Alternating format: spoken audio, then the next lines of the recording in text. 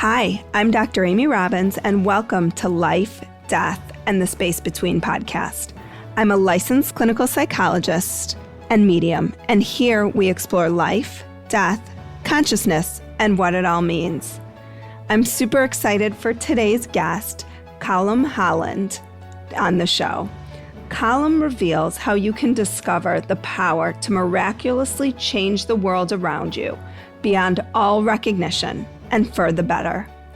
Colm will tell you the story of his encounter with Paulo Coelho and his best-selling book, The Alchemist, and how discovering the secret in Paulo's novel gave him the insights to achieve true empowerment in his life and to write his book, The Secret of the Alchemist. Welcome, Colm. Thank you, Amy. Pleasure to be here. Thanks for having me. So can you take a few minutes and just tell us the background to this book? Because it had me captivated. As soon as I picked up your book, I was captivated by your story. Okay, I'll keep it as brief as I can. If you want the full version, I do actually have it on my website, and it's also the prologue to my book, The Secret of the Alchemist. So here goes. I was a fairly lowly middle manager in a publishing company called HarperCollins, which many people have heard of, and I was based in the Sydney office. It was my job to vet and assess books that were due to be published in our other offices around the world. And one day I got a bunch of manuscripts from California, from HarperCollins in San Francisco, and I was sifting through them. It was late on a Friday afternoon, and I thought, normally I'd leave it till Monday morning. I'll just have a quick sift. And suddenly, out of this pile, there was this cover artwork that hadn't yet been produced. It was just a draft, and it was literally stapled to the manuscripts, and I stared at it, and it was this picture of the shepherd boy. It was purple. If you Google the original cover of The Alchemist by Paulo Coelho, you'll see that. The central figure in the cover, it had the pyramids in the background, it had the sun, and they had the moon, and I was thinking alchemy, yes, and it was called The Alchemist, and so I'm getting the picture. But then the actual alchemist figure itself had the all-seeing eye of God on his forehead, and I thought, okay, break the rule. I'm going to throw it into my briefcase, take it home. I'm going to read it on the weekend when I normally spend time with the kids. So that was it. I forgot about it. And then sort of mid-Sunday afternoon, I'm thinking, oh, yeah, I've got that book. I wonder, I've never heard of this guy. Let's go and see. So at this point, Paulo Coelho was unknown. I know that's hard to imagine, considering that he's sold 86 million copies of this book over the last 27 years, and almost anybody has heard of him. And I thought, well, I'll read this. And I thought, this is going to be a skim read. I'm a publisher, I skim read, so I can read a page in a matter of seconds and so on. I did not skim read. I was reading pages and rereading pages and going back and then going forward and then rereading. And then I read the whole book in the afternoon. But it did something that story touched me. And I'm a hard-nosed publisher. I read a lot of stuff in my time, but I had three thoughts. I thought, this is not the best piece of literature, and this isn't going to win the Man Booker Prize. This is not going to get any major literary awards, but this is going to be a global bestseller. I just knew. I just had that knowing. I think probably I was just the right person in the right place at the right time. And so I rang my colleagues in the week, and I said, look, I know for a book like this, I would normally maybe take 2, 3, 5,000 tops as an unknown author, first book in Australia, small market. I said, but I don't want that many. I want 200,000 copies. And my colleague said, are you drunk? That was I was going to say, they must have thought you had like 12 heads or something. Yeah. What were those mushrooms that you've been on, Colm, over the weekend? Ring me when you've come back down. I said, no, absolutely. And I don't want a hardcover. Forget hardcover. This is mass market. This is like a new Agatha Christie, as far as I'm concerned. And we've got to take it anyway. The rest is history, as they say. Paulo has held the Guinness Book of Records for the most copies sold of a single title during the author's lifetime. 70 different languages it's been translated into. It's only ever been beaten in sales by one book, and that is J.K. Rowling's Harry Potter and the Philosopher's Stone. I will take note there, by the way, that both the Alchemist and Harry Potter both have alchemy as their central theme. Just save that thought till later, because we're going to come back to it. So that's the beginning of the story. The end of that particular story is that Paulo came to Australia. We got him into his first English-speaking literary festival. Portuguese is his first language. He doesn't even write in English. All his books are translated from Portuguese by other people into English. So he was quite nervous. The queue around the block at the Writers' Festival was unheard of. They'd never seen anything like it. The queue from people wanting him to sign his book. And then I knew that not only was I right, I just thought this is going to go even further than I ever imagined. And on his way home, he said, I want to take you out, Colm, and your wife and the publicist and her partner, and I want to thank you for believing in my book and having this vision and making that phone call that you made. And we had a lovely evening out. He came to Sydney. There were just the six of us there, and he had his wife there, Christina, who's delightful. And he said, I've got a gift I want to give you both. And he pulled out of his pocket this little jewelry box and handed it to Naomi. And she opened it, and we were all blown away. It was a dress diamond ring worth quite a lot of money. And she was in tears, and we were clapping, and you can imagine the scene. You know, it was just one of those precious moments. And then he looked at me, and I'm thinking, ooh, okay, gold Rolex. Right, I loved this part of your story. How shallow was I? I'm human. Please forgive me. And which I think we would have all been. We would have been like, oh my God, what's coming for me, right? Like I'm the one who I found this diamond in the rough, right? So he said, he has his great sense of humor, and he said to Naomi, look, I asked God and my wife what I should give her, and they both suggested this. And he said the same thing to me. He said, I asked God and my wife what I should give you, Colm, and God told me that I should spend a day of my life dedicated to performing my alchemy magic on your behalf, so that whatever you want to come to pass will come to pass. The only condition is you've just got to decide what you want. And that was it. And I'm thinking, well, right now, gold Rolex, that'd be cool. I mean, let's take it. Anyway, so cut a long story short, he flew off back to wherever it was he was living at the time. I think he was already abroad. His native home was Brazil. He's written a dozen or more books. He's been on the bestseller list, New York Times bestseller list forever. I think he's still on there. It's broken all those records. So this is the thing. And I know this is going to be your next question, Amy. So do you want to ask the question, or shall I preempt it? Shall I preempt the question? You can preempt it. I wonder, go ahead. Why did The Alchemist, the book, the original novel, become a bestseller? Because that was the question that I took away from that evening. Because I was still scratching my head. I was still saying to myself, there's been 1,000 books, the minimum, of fables and of instruction on how to listen to the universe, how to obey your heart, how to believe in your dreams, how to become self-aware, how to find that inner power, and so on and so on and so on. Not one of them has ever sold 85 million copies. Mm-hmm. So what is it? So my book, in a way, was born out of that one question. Why has this book been successful? And if you talk, Amy, you've read it. Let me ask you just quickly, what was your takeaway from I know it was a long time ago, but can you remember any feelings you had off the back of it? I actually don't remember. When I started reading your book, I thought I should have started reading this earlier so I could go back and read The Alchemist and then read your book, because I don't have any recollection. And I think too, when you read a book like that, it's a book I probably should go back to, because my guess is how I would think about it now would be so different. I think it was in 93 maybe when it was. The book came out. So I'm not going to say how old I was, but I wasn't, I was probably a little young to really appreciate. And I think I actually read it in college. So I was probably a little young to even fully incorporate and appreciate the depth and the intricacies of Amy, I'm sure you read it in high school. You can't be old enough to have read it in...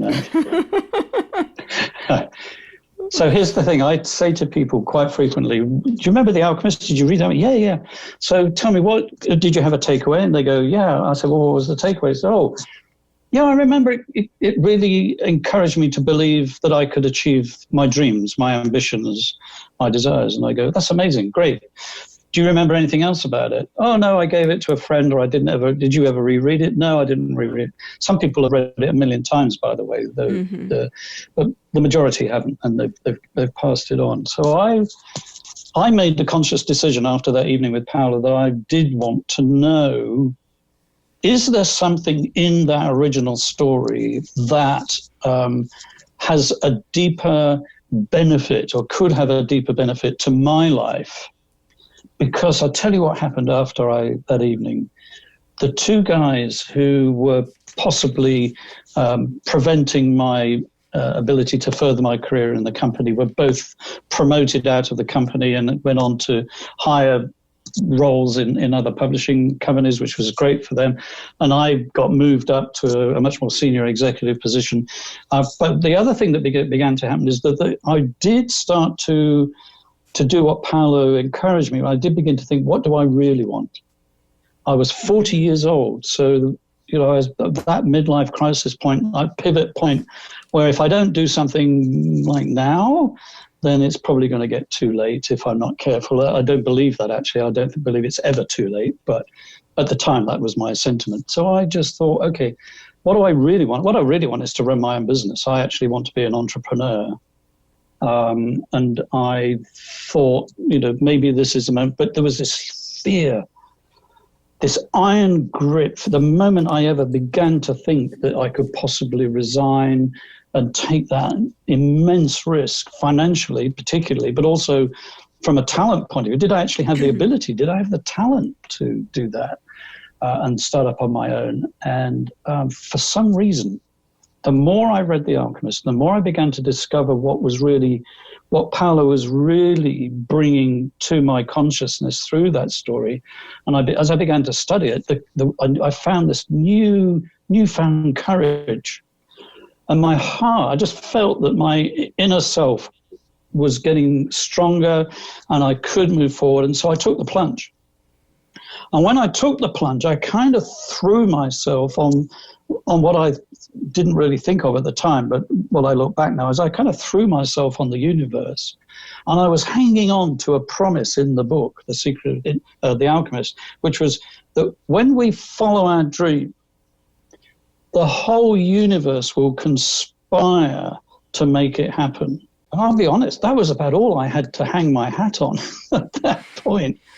It seems like so much and not nearly enough. Yeah. Right? Yeah. It's like the dichotomy of both of those things. In 2 years, I went from there and I founded with some business partners that I found along the way, the second largest digital ad agency in Australia. We had 85 staff. We had some of the biggest clients in Australia, including Toyota, including the 2000 Olympics, and the list goes on. It was a phenomenal success. And I remember going into the bathroom one afternoon in the office, and I just stared in the mirror and looking at myself, which I highly recommend, by the way, guys, if you haven't done that. And don't start messing with your hair. Look into your own eyes and ask yourself the question, who am I? How did I get here? And where have I come from? And it's a very sobering exercise. And when I did that, I could instantly, I could put a pin in my timeline using Facebook jargon. I could put a pin in my timeline, which was that night I met Paulo Coelho. So I had been on a spiritual journey, Amy. It wasn't like I became self-enlightened instantly when I met Paulo. I, as you know from when you read my book, I'd actually been already doing quite a lot of work prior to that, but there was that moment in time, and if you know the story of the Alchemist, it is the story of a shepherd boy who has a dream when he's caring for his sheep in an abandoned chapel in Spain. It's set in a mythical time, really, and in the dream, a female child actually, who says to him, "You should go to the pyramids because that's where you're going to find your treasure." And twice he has the dream. The dream ends just at the point when he is going to be shown where the treasure is. And that means that, of course, he has to go on the journey. And the journey, as I discovered, is actually, thanks to our dear friend Joseph Campbell, of course, it's the hero's journey. It's right. Go ahead. No, I was just going to say what's so interesting to me in the book is how you weave in, and this is what really resonated with me, so much of Jungian psychology. Okay. And that I think when people think about spirituality, they often separate it in so many ways from psychology, but it is so integrated. Oh, yes. Totally woven together. You don't have a fabric to work with unless you have the two woven, in my opinion. Yes, I couldn't agree with you more. I did think at one point, I almost thought, should I title the book something like Carl Jung and the Alchemist? Or what would Carl Jung have said had he been around to read the Alchemist, and so on. And there's no question in my mind that either Paulo was very cognizant of Jung's theories. And if you turn to the bibliography at the back of my book, you'll see there's almost a page of works that I used and studied from Carl Jung that helped me in my understanding of what was going on in the Alchemist. So. And for people who don't know Carl Jung, Carl Jung is sort of one of he was kind of in Freud's initial group and then kind of branched off into his own thinking of more of a collective experience of consciousness. And that's just like the tip of the iceberg. But can I ask you, what exactly is alchemy? Like, how would you define it? The problem alchemy's got is that it's like sand in your hand. It's got this nasty tendency of slipping through your fingers. It's got this other nasty tendency of hiding in plain sight. And it's got this other difficulty, which is when you try and describe it, you fail miserably usually on a regular basis. Well, I certainly do. In introduction to one of the editions of The Alchemist, Paulo says something very similar. There's sort of three kinds of alchemists. There are those who get completely obsessed about the symbols and the cryptic messages of alchemy and the laboratory experiments and end up producing no magic and no miracles at all. There are those who think they know what alchemy is and give it a go, but then when they're challenged to describe it, it's very hard to describe. And I think I put myself in that camp. And the third kind are those who are just alchemists from birth. They just know what it is and just do it, and they don't even need to talk about it. So what does it mean then to be an alchemist? An alchemist is somebody, in my definition then, when you read my book, The Secret of the Alchemist, an alchemist is somebody who's prepared, and I'm going to use alchemy jargon because I need the metaphor of alchemy to work with. An alchemist is somebody who actually believes in transformation. These are the symbols that they use. They're the ability to turn lead into gold, for example. They called it transmutation. There was a theory that went right back to ancient Egypt, to the Egyptian god Thoth, who wrote this thing called the Emerald Tablet. This is all in alchemy theory. And the whole point of becoming an alchemist was that you can transform something from one type of matter into another. In a way, the ability to create gold without having to go mining for it. You could actually produce it from lead in the laboratory. And then what you actually do is you don't actually produce gold in the laboratory. You produce this thing called the Philosopher's Stone. And the Harry Potter fans will know what I'm talking about. So you produce the Philosopher's Stone. And that stone then has magic qualities. A little slither of the stone can make you look young forever. I haven't tried that yet, as you can tell, those of you can't see me, but if you look at my photograph on the back of the book, I haven't achieved that one yet.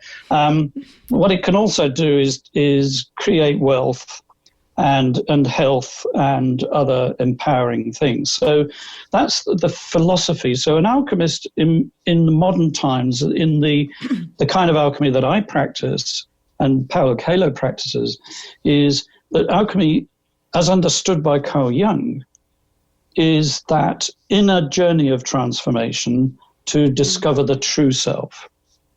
Carl Jung called it individuation. Mm-hmm. And the self that you discover, he called the new self. And why would we bother? Why would we go and make that inner journey? And lots of people have written, talk, and still do talk about this inner journey. There's a guy, a priest called Thomas Merton, who wrote extensively and was one of the people who resurrected the concept of the dark night of the soul. That's the beginning of the journey. The dark night of the soul is this mortification process where we shed off all of the superficial things that give us meaning and give us identity, because those are false things. So transformation begins with a shedding or a reformation of the ego. Not destroying the ego, but a reformation of the ego that needs to be brought to something of power rather than destruction. And just to be clear on this isn't an easy process, right? I mean, it's painful. It's very difficult to look inside of yourself, to acknowledge the parts of yourself that we consciously try to disavow. Oh, absolutely, Amy. I couldn't have put it better. We all have, according to Carl Jung, an unconscious self. It's the unconscious where our dreams live. When we go to sleep at night and we have lucid dreams, they're coming from our unconscious, and they're either good or bad or whatever. But also in our waking life, the unconscious is not asleep. The unconscious is particularly active in a way that most of us are just not aware of until something happens. And in my case, the reason why I wanted to pursue the journey into the unconscious and find out what was going on there was that I felt I was being quite destructive in my relationships. As a young adult, I was 18 at the time, which is quite young to be aware of these things. I know some people say I've got very high emotional intelligence. I wish. Wouldn't that be nice? But I had enough awareness to know that I didn't want to be this person I was manifesting. I did not like what I saw. And through a sequence of events, you can read the story in my book in detail, I actually came to a point where, for the first time in my life, I was aware that there was a love that existed within the universe, both materially and immaterially, both at a soul level, but also at a practical level in day-to-day life, that loved me more than I loved myself.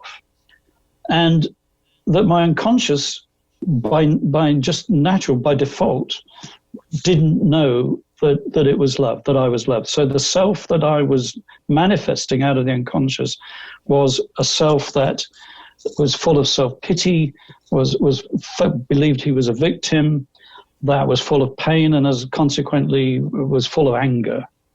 And it didn't take much for that anger to erupt, and I was ashamed of it always. And I really just wanted to fix it. And so I did get help, and people like you, Amy, are able to help people with this stuff. I know. So everybody listening, if I'm ringing bells for you, call Amy. Please don't try and do this on your own. It's not. Right. I don't recommend it. Yeah. I was actually going to ask that because it wasn't totally clear in the book how much of this you had done just through your own self-exploration, and how much of it was with someone who could help you. Yeah, so I did the Dark Night of the Soul. I deliberately, crazy, looking back, gosh, I can't believe I did it, really. I must have been really a huge risk. I actually went into my car. I could have gone crazy. I could have gone mad. I mean, I could have become so introspective. But what I discovered, but I did ask love to come with me.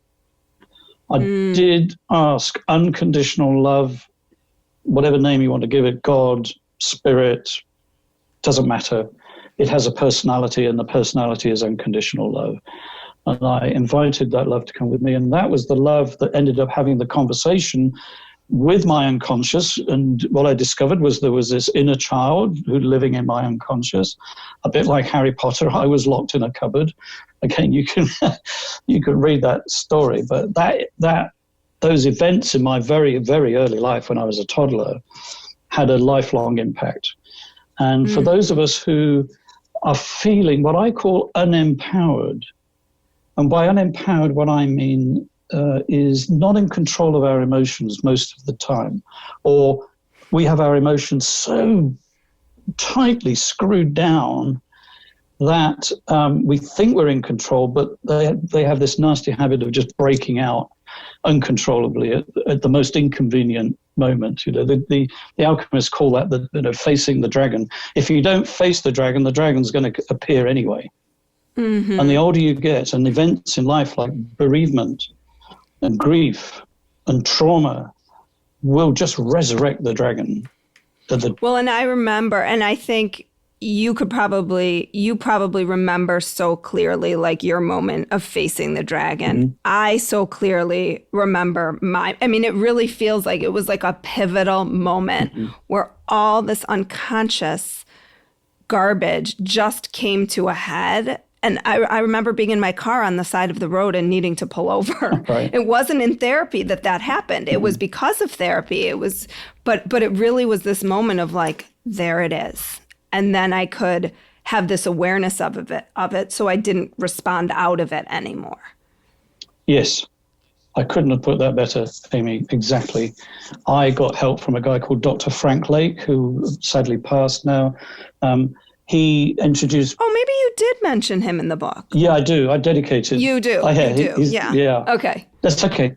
That came in at the next phase, though. So after reaching rock bottom, I then knew I would serendipitously, synchronicity brought Dr. Frank Lake into my life, because what the alchemists believe is once you've gone through that black phase, once you've reached the place of nothing, then that is the place of real treasure. That's when you can begin to build an authentic life.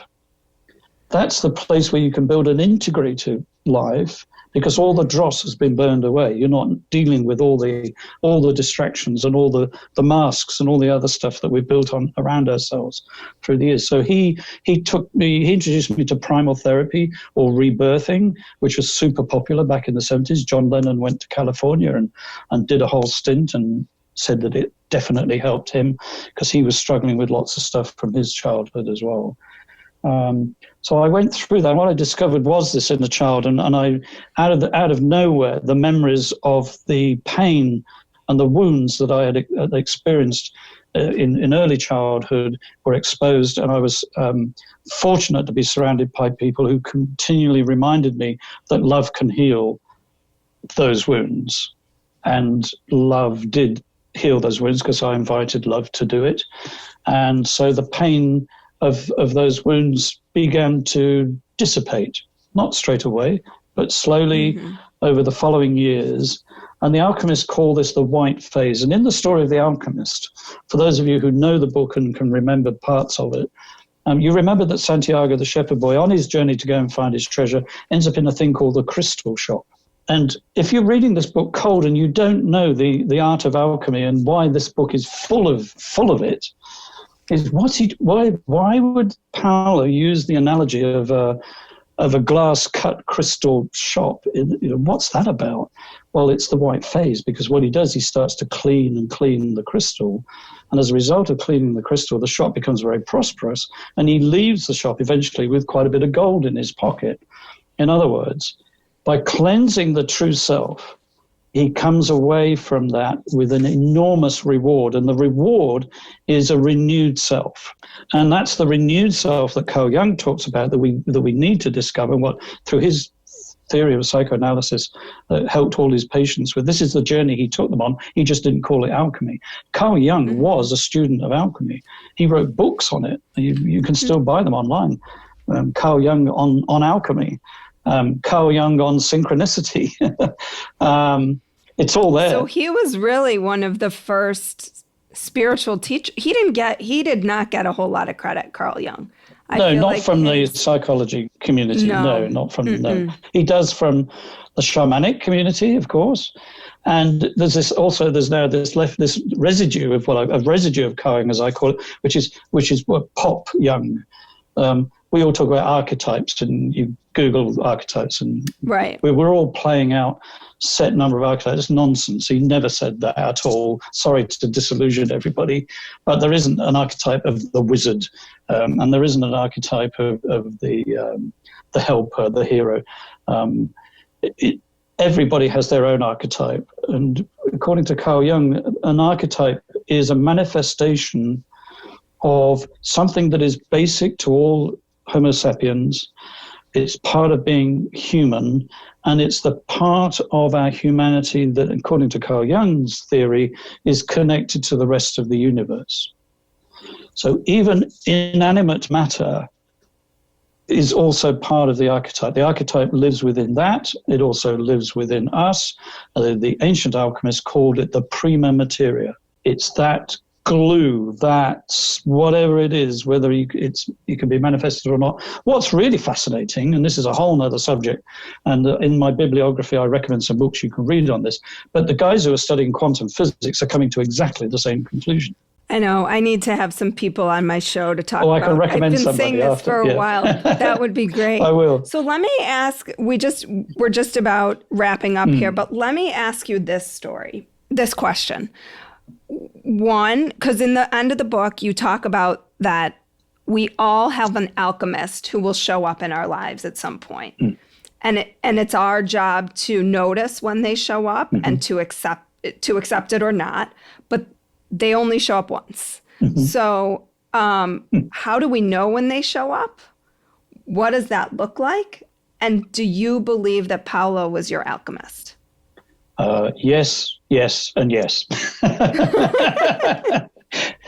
Put simply, in a nutshell, you will know if you're doing the great work, as the Alchemists call it. You'll know. Listeners listening now, you know whether you're doing the work or you're not doing the work. If you're doing the work, then all the power of the universe is with you. The ancestors are with you. The spirit guides are with you. Whatever, the angels are with you. They're all with you. Whatever you're open to, they're with you. And one of the things that the universe will do is that when the moment is right, and I can tell you what the moment is, this is how you will know when the alchemist is coming to your life. And I apologize in advance if anybody is listening to this and I'm suddenly now the alchemist in your life. I apologize in advance because this is important. You know it's the right moment because you've achieved the point where you kind of become content with where you've arrived to. Oh, I've been getting therapy for X number of years. Oh, I kind of got my life in order now. I'm making good money with my business, or I'm quite happy with my relationships, but it's okay. It's better than it was, but it's not really, I still know it's not really where I should be. There is more that I could do. I could actually become like an alchemist myself and become a change maker in the world around me. And we fear becoming that change activist in our lives and in those around us. The alchemist comes at that point, and if you follow the story of the alchemist with Santiago again, what you'll discover is that he comes right at that point. And he says to Santiago, he rides in on his horse, dressed in black with his saber. Why? Because actually this is a really scary moment in a way, because you are in danger of not fulfilling your true destiny. You are in danger of stopping partway along the journey, and the alchemist's role. And you can be, any one of us can be an alchemist for other people as well. I'm not saying that, this isn't something you can join. This is not a club. We don't meet on a Sunday afternoon at 3:00 every week. Doesn't exist. It's something that you belong to because we are humans and we're in the universe. But so when Paulo came to me, that's exactly the point I was at.